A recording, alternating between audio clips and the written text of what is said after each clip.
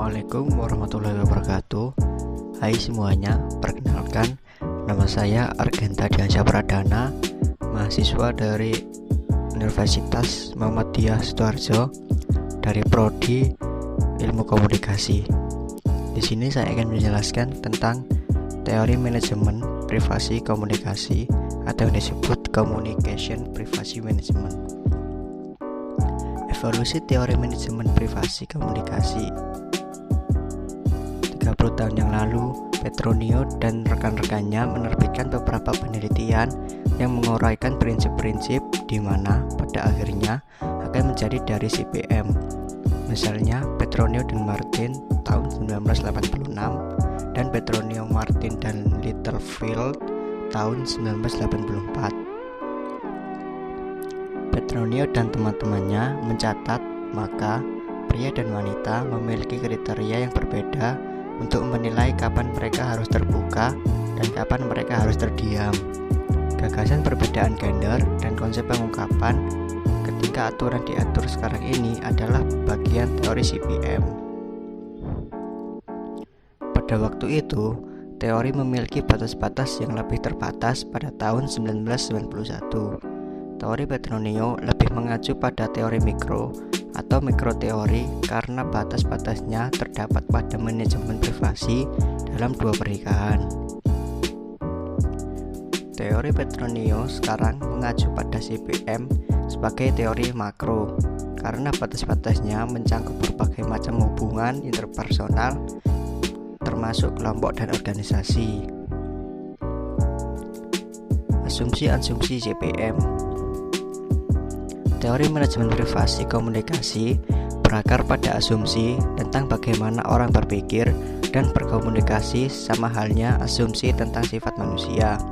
CPM mematuhi aspek aturan dan aspek pendekatan, dan itu membuat 3 asumsi tentang sifat manusia yang selaras dengan aturan dan sistem sebagai berikut. Yang pertama, manusia adalah pembuat pilihan. Dan yang kedua, manusia adalah pembuat aturan dan pengikut aturan. Yang ketiga, pilihan dan aturan manusia didasarkan pada pertimbangan orang lain dan juga pada diri sendiri. Petronio tahun 2002 mencatat bahwa orang membuat pilihan dan aturan tentang apa yang harus dikatakan dan apa yang harus ditahan berdasarkan pada kalkulus mental, didasarkan pada kriteria sebagai berikut ini. Pertama, budaya, yang kedua jenis kelamin, dan yang terakhir adalah konteks. Selain itu, teori CPM adalah teori dialektika karena berfokus pada ketegangan yang melekat dalam bersikap terbuka terhadap orang lain dan juga privasi. CPM memegang asumsi serupa dengan teori dialektika relasional yang mencakup hal-hal berikut. Yang pertama, hidup relasional ditandai dengan perubahan. Dan yang kedua, kontradiksi adalah fakta dasar kehidupan relasional. Sesuai pendapat Petronio tahun 2002 dan 2010, privasi hanya dipahami dalam ketegangan dialektis dengan pengungkapan.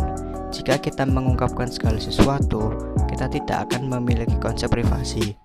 Dan juga sebaliknya, jika semua informasi pribadi, gagasan pengungkapan tidak akan masuk akal. Setiap konsep dapat didefinisikan hanya dengan dipasangkan. Istilah-istilah dan prinsip penting CPM. CPM berkaitan dengan penjelasan proses negosiasi masyarakat sekitar pengungkapan informasi pribadi. Tugas pertama adalah mendefinisikan informasi pribadi, private information. Lalu, proses mengomunikasikan informasi pribadi dalam hubungan dengan orang lain menjadi pengungkapan pribadi atau yang disebut private disclosures. Teori manajemen privasi komunikasi ini menyelesaikan dengan mengajukan 5 prinsip yang saling terkait, yaitu 1. Kepemilikan informasi pribadi. Yang kedua, pengendalian informasi pribadi. Yang ketiga, aturan informasi pribadi. Yang keempat, kepemilikan bersama dan penjagaan informasi pribadi. Dan yang terakhir, turbulensi batasan informasi pribadi. Prinsip yang pertama yaitu kepemilikan pribadi. Prinsip pertama menyatakan bahwa orang percaya bahwa memiliki informasi tentang diri mereka sendiri dan mereka dapat mengolahnya sebagaimana yang mereka inginkan. Prinsip yang kedua yaitu pengendalian prinsip pribadi. Prinsip CPM yang kedua dibangun dari prinsip yang pertama. Logika dari dua prinsip tersebut adalah sebagai berikut. Karena aku memiliki informasi pribadi tentang diriku dan aku bisa memilih bagaimana aku ingin mengendalikan informasi tersebut.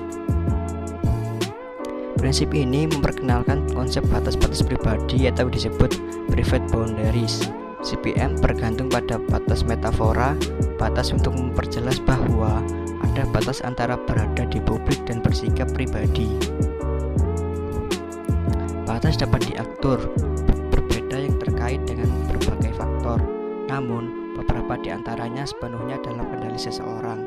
Dalam salah satu studi dari Joe Rivera Sanchez dan Lim pada tahun 2009 menunjukkan bahwa usia, jenis kelamin, dan kebangsaan dipengaruhi oleh konsep orang tentang privasi online. Prinsip yang ketiga yaitu aturan informasi pribadi. Prinsip ketiga ini menegaskan bahwa orang-orang membuat keputusan tentang cara mengontrol informasi pribadi mereka sendiri berdasarkan pada aturan. Aturan privasi adalah dasar CPM dan aturan privasi memiliki dua fitur utama yaitu pengembangan dan atribut.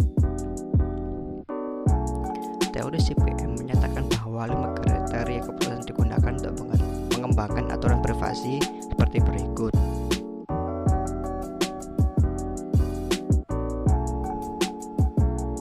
Prinsip yang keempat, kepemilikan bersama dan penjagaan informasi pribadi. Prinsip keempat mengacu pada bagaimana informasi pribadi dibagi dan dimiliki bersama. Saat informasi pribadi dibagi, batasnya sekitarnya disebut batas kolektif dan informasi tidak hanya tentang diri menjadi milik pribadi. Saat informasi pribadi tetap ditahan individu dan tidak diungkapkan, maka batas ini disebut batas pribadi. Sebuah elemen penting dari prinsip ini adalah koordinasi batas yang mengacu pada bagaimana kita mengelola informasi dimiliki bersama. Petronio 2010 mengemukakan bahwa kepemilikan bersama diatur melalui batas pertalian, yaitu sebagai berikut.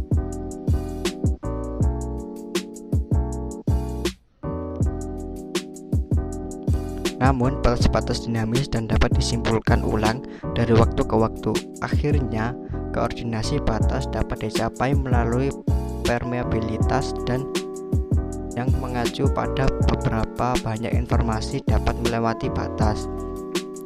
Saat akses ke informasi tertutup, batas-batas menjadi batas-batas tebal. Ketika akses terbuka, orang memiliki batas-batas tipis. Ini adalah contoh gambar tentang batas-batas tersebut.